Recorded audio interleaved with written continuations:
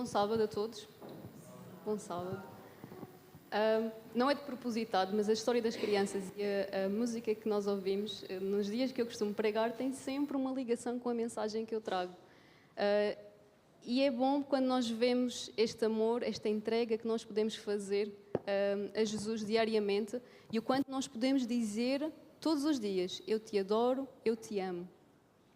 E a pregação de hoje tem como título, eu não sei se podem colocar o PowerPoint, por favor. Assim já vemos todos ao mesmo tempo.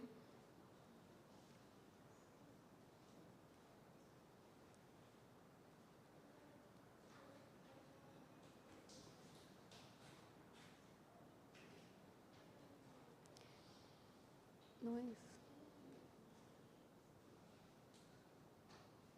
Não faz mal, eu vou dizendo.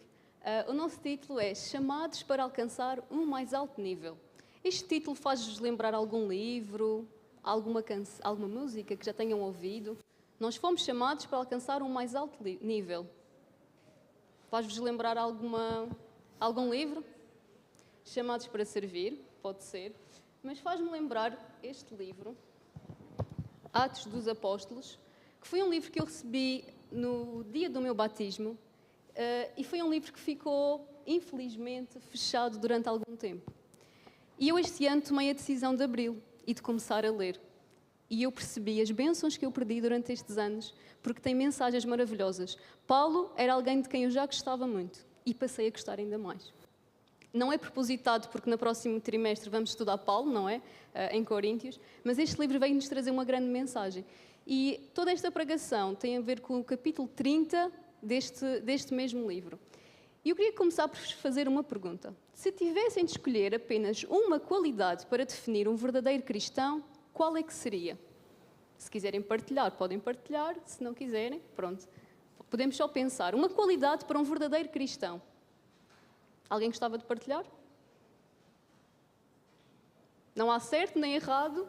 É o que vocês consideram. Uma qualidade. João Marques. Não percebi. Humildade é uma boa qualidade. Mais alguém? Honesto, também uma boa qualidade. Obrigada. Amor, também é. Estamos a chegar lá. Estamos a chegar à qualidade. Mas era apenas um. Destes três, vocês selecionavam um?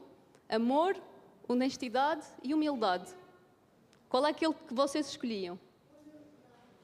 Humildade? Amor? Ficaríamos ali meio divididos, não é? Não faz mal.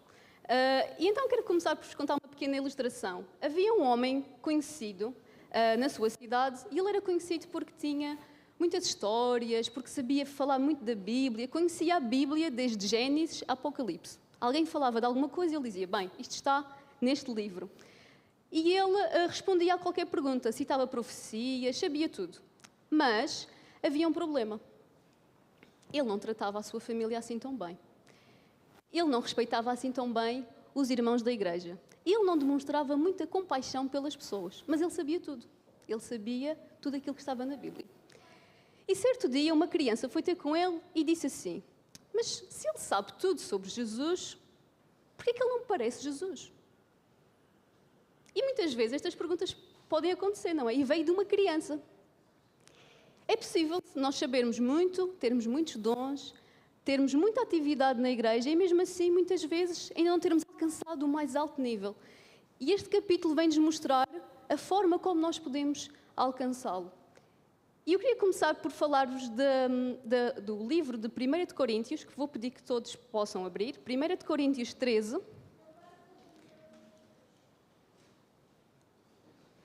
Quero ir lá tentar pôr tudo.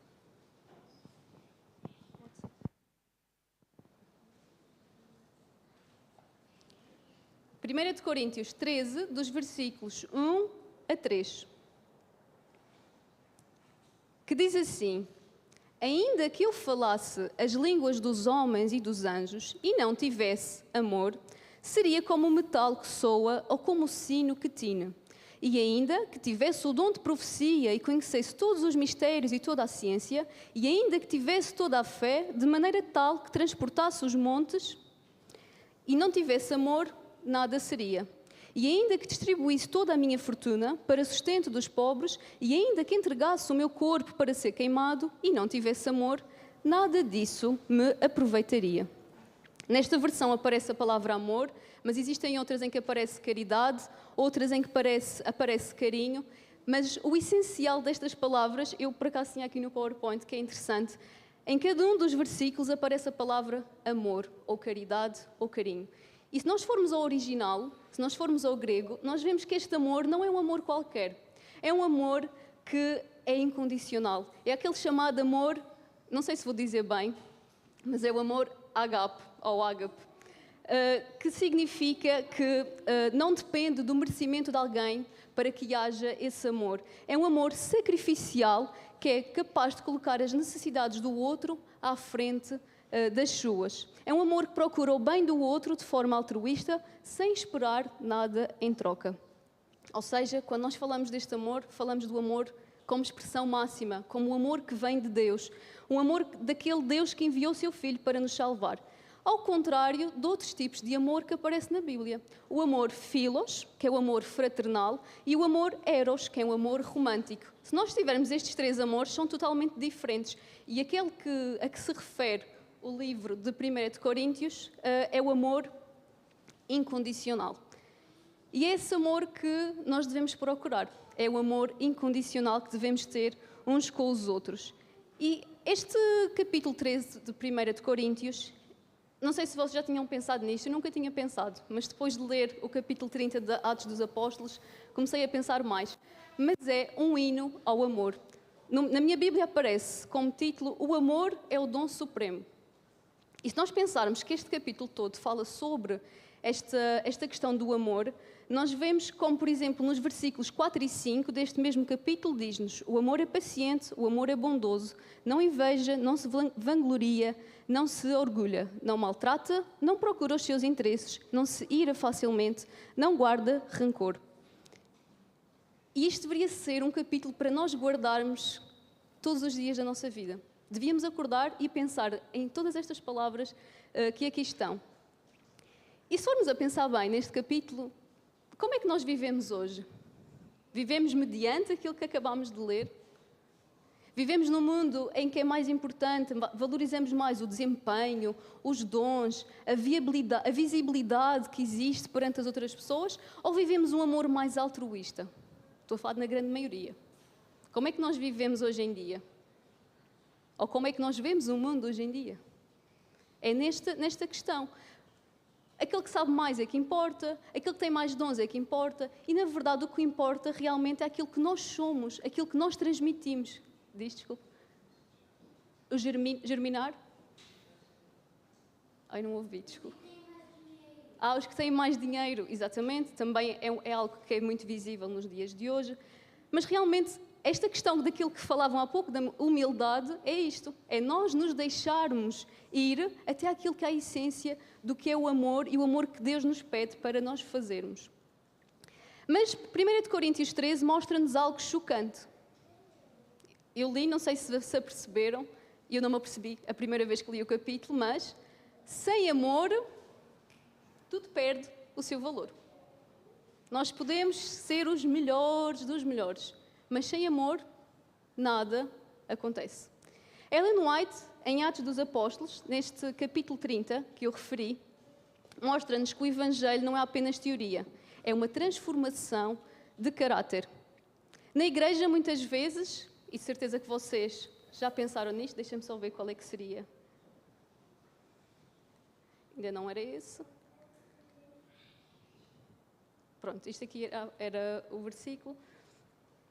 Na igreja, muitas vezes o que nós valorizamos é quem prega bem, quem canta bem, quem conhece doutrinas, quem ocupa cargos, quem tem muitos talentos. Mas se nós formos olhar para Coríntios 13, 1 de Coríntios 13, realmente posso saber isto tudo, mas se não tiver amor, nada me serve, certo?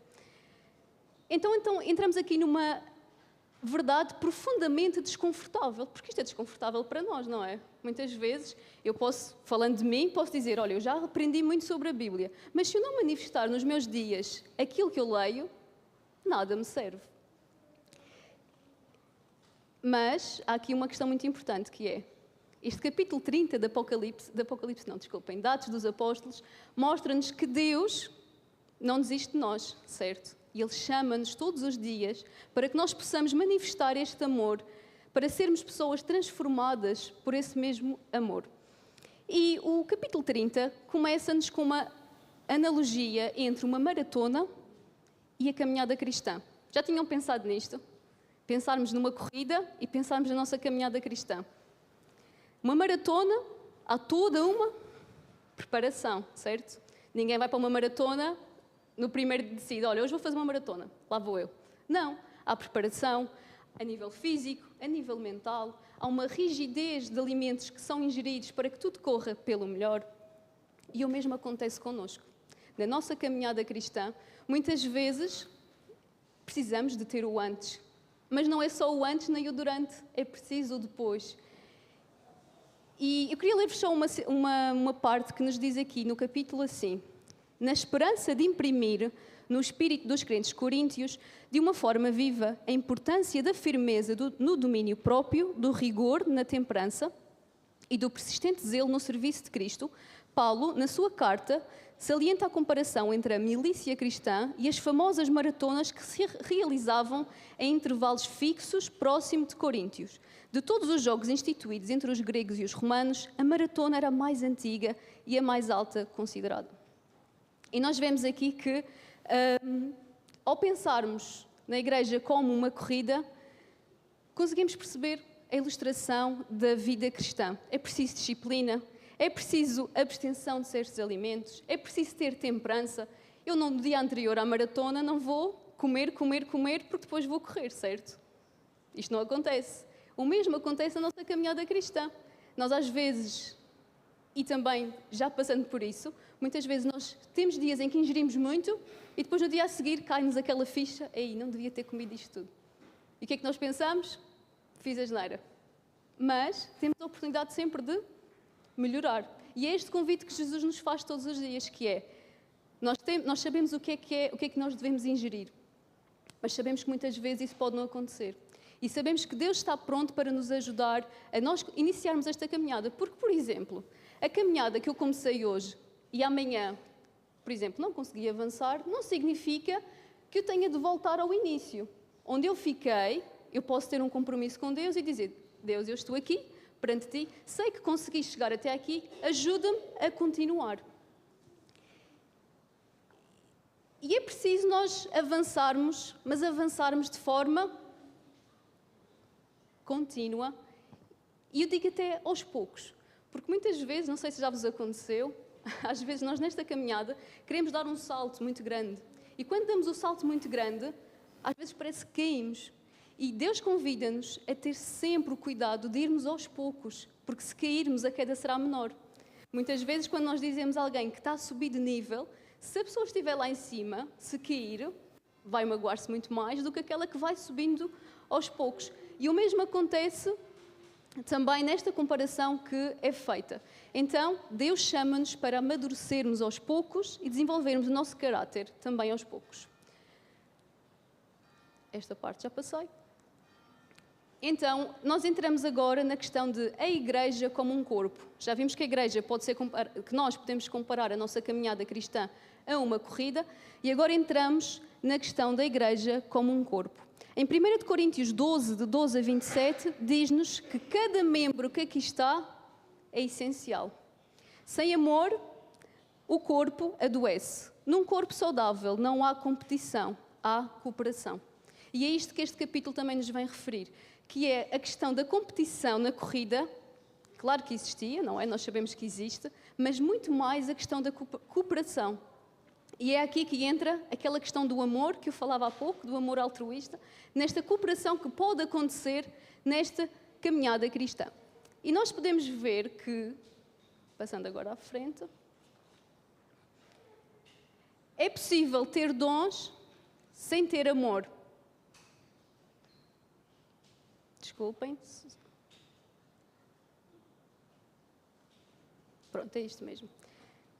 Que é a questão do amor, é o verdadeiro sinal do cristão. Quem é que disse amor há pouco?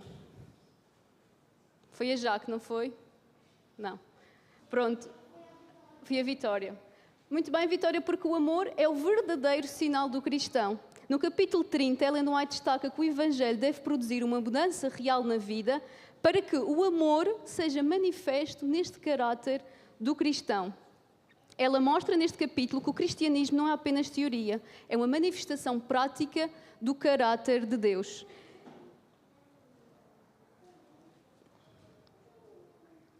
Jesus disse: nisto todos conhecerão que sois meus discípulos se tiverdes muitos dons. Mas ele disse também: e se vos amardes uns aos outros? Aquela questão dos dons, eu posso ter 1001 dons, mas se não tiver amor, nada me serve. O amor é a prova visível de uma fé verdadeira.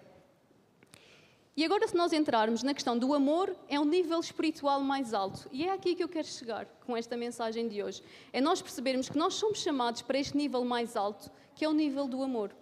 E muitas vezes nós dizemos: mas o amor parece que é tudo muito bonito, e vamos tapar aqui, vamos tapar ali. Mas não. Neste amor também é preciso nós nos corrigirmos. O amor não é só tudo aquilo que está bem. Também são aqueles momentos em que nós nos apoiamos quando as coisas não estão tão bem. E nesta caminhada cristã, acham que é tudo amor? É tudo bonito? Não, também há momentos em que nos podemos deixar ir abaixo. E é totalmente legítimo, e é por isso que nós também estamos aqui, para nos ajudarmos uns aos outros.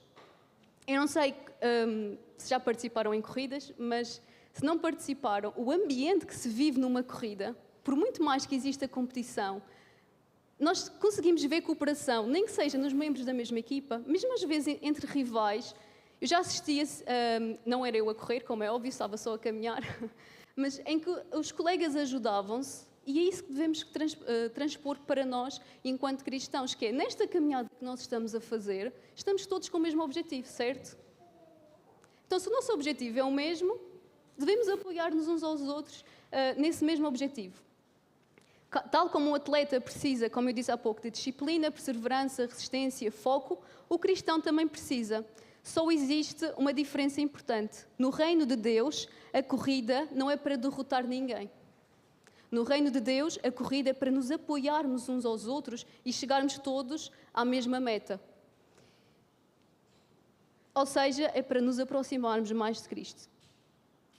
E ninguém consegue correr bem se carregar orgulho, certo? Imaginem alguém que está a correr uma maratona, mas leva uma mochila cheia de pedras ou outras coisas. Será que essa pessoa vai conseguir correr tão bem como se não tivesse nada? Tudo bem que nós levamos aquelas mochilas com água, com aquelas bebidas energéticas ou algumas barrinhas que nos ajudam a manter na caminhada. Mas se nós levarmos um peso tão grande, vai ser mais difícil de chegar à meta, certo? E então o mesmo acontece connosco. Se nós tivermos orgulho, ressentimento, egoísmo no nosso coração, vai ser mais difícil de chegarmos até à meta. Então Deus deseja levar-nos a algo superior. Deseja que tenhamos um caráter semelhante ao de Cristo. E o amor bíblico, por mais que pareça, porque muitas vezes eu achei que era isto, o amor bíblico não é sentimentalismo. É algo totalmente diferente. Nós, quando falamos do amor bíblico, é um amor de decisão. É eu decidir que quero, a partir de hoje, entrar nesta caminhada com Cristo. E não sei, mas de certeza que já sentiram isto, que é o fervor desta caminhada. Quando nós iniciamos a caminhada, nós temos um fervor de dar continuidade e de chegar à meta. Mas depois percebemos que, às vezes, temos que dar um passo atrás. Mas isso não quer dizer que nós não possamos continuar na mesma caminhada. Então, as escolhas são ser paciente quando nós somos provocados, perdoar quando somos feridos, servir quando estamos cansados, demonstrar graça quando seria mais fácil criticar. E é nestes pontos em que a caminhada para, muitas vezes. Porque os dons impressionam, mas o amor exige a morte do eu. E Ellen White, no capítulo, enfatiza que o cristão é chamado a este padrão mais elevado. Não um cristianismo superficial, mas uma vida moldada pelo Espírito Santo. E se formos a 1 Coríntios 12 a 27, de uma forma geral, nós vemos que o nosso corpo funciona em unidade, tal como a nossa igreja, certo? Cada um de nós contribui para que nós possamos chegar também todos à mesma meta. Então, duas questões. Sem amor, há divisão, há competição, há orgulho. Com amor, há unidade, há cuidado e há crescimento. E entramos agora no amor revela maturidade espiritual. Num corpo saudável, por alguma razão, nós temos vários membros, certo? Vários membros, os superiores, os inferiores, temos várias partes do nosso corpo. E por alguma razão isso acontece, certo? Os membros cooperam entre si. Nós temos um corpo e Deus fez-nos este corpo maravilhoso para que os membros que nós temos e todas as partes do corpo consigam ter harmonia. A mão compete com o pé? Não. Os olhos desprezam os ouvidos? Também não. Cada parte trabalha para o bem do corpo inteiro e assim deve ser a nossa igreja. Se nós pensarmos muitas vezes que eu sou o olho da igreja, o Tiago é uma parte da perna, a Luísa é uma parte do pé, mais alguém é a cabeça. Se nós pensarmos nisto, só funciona se estivermos todos para o mesmo. E outra questão, quando o amor de Cristo governa o nosso corpo, esta unidade existe. Há pessoas que estão há muitos anos na igreja, mas muitas vezes o crescimento pode ainda não ter acontecido. Mas isso não significa que não irá acontecer. E o que podemos tirar daqui é que, muitas vezes, Paulo mostra que a maturidade não é o tempo do batismo. Maturidade é a semelhança com Cristo, é um caráter transformado. Resumo desta parte da igreja. Uma igreja madura cura, acolhe, encoraja, suporta e restaura. E quando o amor de Deus está a dominar a nossa igreja, o ambiente claramente muda. E nós vemos que as pessoas sentem mais segurança, sentem mais esperança, sentem mais aceitação e a presença de Deus no nosso meio. E passando para o ponto 5, o amor transforma o testemunho da igreja. Imaginem que nós entrávamos todos na mesma corrida, éramos uma equipa. E quando um cai, os outros continuavam a sua caminhada, certo? Olha, ficaste aí, eu vou à minha vida. Era isto? Não era. É assim que a igreja devia funcionar. Não como pessoas a competir de forma espiritual umas com as outras, mas como discípulos que caminham juntos na direção rumo ao céu. A igreja deve ser um lugar de graça. Nós vivemos num mundo cansado de discursos. Nós, se fôssemos ouvir só os bonitos discursos, não sei vocês, mas muitas vezes quando nós ouvimos alguém que fala muito bem, diz tudo aquilo que se quer ouvir, mas a verdade é que não passa daquilo. Depois, na prática, nada muda, nada acontece. As pessoas muitas vezes querem ver autenticidade e muitos não serão alcançados apenas por argumentos. Eu posso ter o melhor argumento de todos perante um assunto, mas se eu não demonstrar na prática o amor que eu posso ter por aquela pessoa, porque mais do que eu lhe querer ensinar, eu tenho que lhe demonstrar o meu caráter e a minha semelhança a Cristo. Sem amor podemos ter estrutura, mas não teremos poder espiritual. Sem amor podemos ter a doutrina correta, mas um espírito errado. Sem amor podemos parecer igreja, mas sem realmente viver o Evangelho. Lembram-se dos frutos do Espírito? Um deles é o amor. Sem amor, os restantes frutos não se sustentam. E entramos agora no ponto 6 que nos diz: o amor revela o conhecimento de Deus. Nós muitas vezes fazemos o contrário. O conhecimento de Deus vem primeiro. Nós muitas vezes queremos saber tudo, mas depois a questão prática de colocarmos em prática aquilo que sabemos vem só depois. Claro que é importante nós sabermos, claro que é importante nós estarmos informados, mas esta questão da prática acaba por ser aquilo que realmente é o mais importante enquanto testemunho.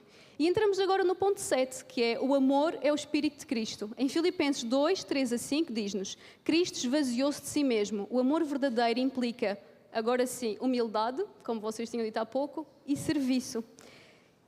E depois em Romanos 12, 9 a 10, nós lemos: o amor não é fingido, é visível no modo como tratamos os outros. Então, amor é algo que não se pode esconder, certo? É algo que é visível, e isso encontramos neste versículo em Romanos 12, 9 e 10. Então, tal como o corpo humano precisa de harmonia, o atleta também precisa de perseverança.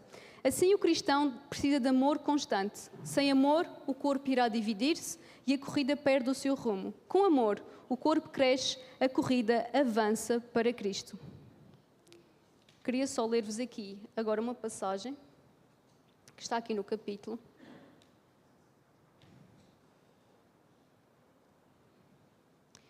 Que é para ilustrar aquilo que eu falei há pouco do corpo, que nos diz assim, na página 224 do capítulo 30 de Atos dos Apóstolos. Pela comparação da Igreja com o corpo humano, o apóstolo ilustrou inteligentemente a íntima e harmoniosa relação que deve existir entre todos os membros da Igreja de Cristo.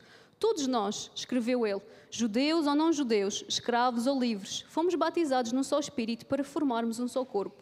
E todos recebemos o mesmo Espírito. Realmente, o corpo não tem uma só parte, mas muitas. Se o pé disser, uma vez que não sou mão, não faço parte do corpo, não é por isso que deixa de fazer parte dele. E isto vem-nos mostrar a importância de todos nós termos a nossa missão dentro da Igreja. E depois outra questão que nos aparece aqui, que nos diz assim, deixem-me só ver. Não importa a veemência da afirmação de fé, aquele cujo coração não está cheio de amor a Deus e aos seus semelhantes. Não é um verdadeiro discípulo de Cristo. Embora tenha uma grande fé e tenha até poder para realizar milagres, todavia, sem amor, a sua fé de nada valerá. Depois há aqui uma frase que é mais impactante, mas eu vou lê-la na mesma, que nos diz assim: no seu zelo, poderia até mesmo sofrer a morte de mártir, mas não sendo impulsionado por amor, seria considerado por Deus como entusiasta iludido ou hipócrita ambicioso. Isto é forte, porque muitas vezes nós vemos a questão de o querer fazer só para que os outros vejam, mas na verdade Deus conhece-nos, Deus conhece o nosso coração. E depois este grande versículo que nos diz, agora existem 3 coisas, fé, esperança e amor, mas o mais importante é o amor. E lembram-se da história, desculpem, não ainda, conta-se a história de um missionário que trabalhou durante muitos anos numa região que era muito difícil.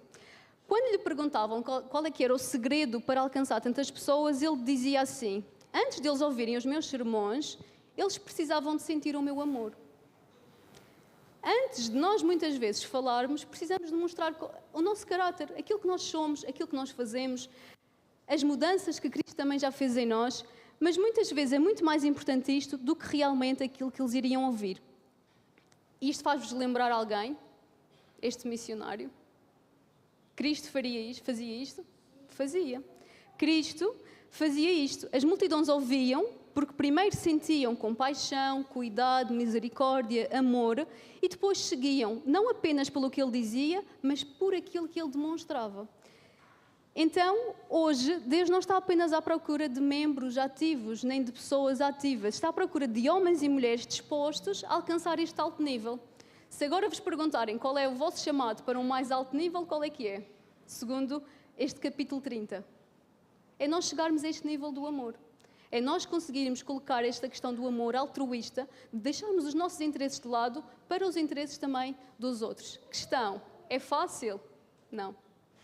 Estamos sozinhos? Também não.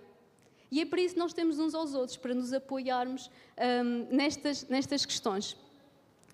E a pergunta é, o amor de Cristo domina realmente o meu coração? Porque no final o talento vai passar, os cargos vão terminar, mas o caráter vai permanecer. E é esse caráter que nós queremos, que eu quero, e que eu quero que vocês queiram também, que todos nós tenhamos. E lembram-se agora da pergunta inicial, se tivessem de escolher uma qualidade para definir um verdadeiro cristão, qual é que seria? Amor. Depois, ouvimos a pergunta da criança, se ele sabe tanto sobre Jesus, por que é que não parece Jesus? E esta é a essência da mensagem. Parece muito simples, não parece? Parece que toda esta mensagem que eu disse aqui, parece que vocês não sabem, mas eu sei que vocês sabem. E eu também já sabia. Mas muitas vezes, eu quando li este capítulo 30, muitas vezes eu pensava, eu já sei isto, mas na verdade ainda me falta tanto. E eu quero mesmo que este chamado para este alto nível não seja só para mim, mas seja para cada um de vós. Tornar-nos mais parecidos com Cristo e termos um nível de amor semelhante ao dele. Paulo deixa uma verdade poderosa. Sem amor, nada sou. Talvez hoje Deus esteja a chamar-me e a chamar cada um de nós, a abandonar a frieza espiritual, a restaurar relacionamentos, a pedir perdão, a amar como Jesus ama, a viver um cristianismo verdadeiro. O céu precisa, mais do que membros ocupados, precisa de membros que estejam dispostos a ter este amor. Precisa de discípulos cheios do amor de Jesus, discípulos transformados.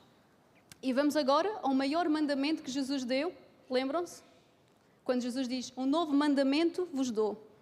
Que vos ameis uns aos outros como eu vos amei a vós. Que também vós uns aos outros vos ameis. E eu, entretanto, esqueci-me de ir pensando isto. O amor é o verdadeiro bilhete de identidade e o sinal distintivo do cristão. Eu coloquei ali o bilhete de identidade e o cartão de cidadão, porque para alguns, para mim inclusive, o bilhete de identidade foi a primeira identidade que eu tive. E eu quero mesmo realmente que eu e cada um de nós que estamos aqui presentes possamos ter este sinal distintivo do cristão, que é o amor. Que nos possamos lembrar. Eu, a partir do momento que coloquei esta imagem, nunca mais olhei para o meu cartão de cidadão sem pensar nisto. Espero que também possa acontecer com vocês. Para aqui, quem não tem cartão de cidadão, pode ser o passaporte, também podia ser, mas que realmente seja o nosso bilhete de identidade para aqueles com quem nos relacionamos. Este é o meu desejo para vós e que possamos todos juntos também orar neste sentido. É o que eu peço também para cada família que nos assiste e que Deus nos abençoe. Um bom sábado.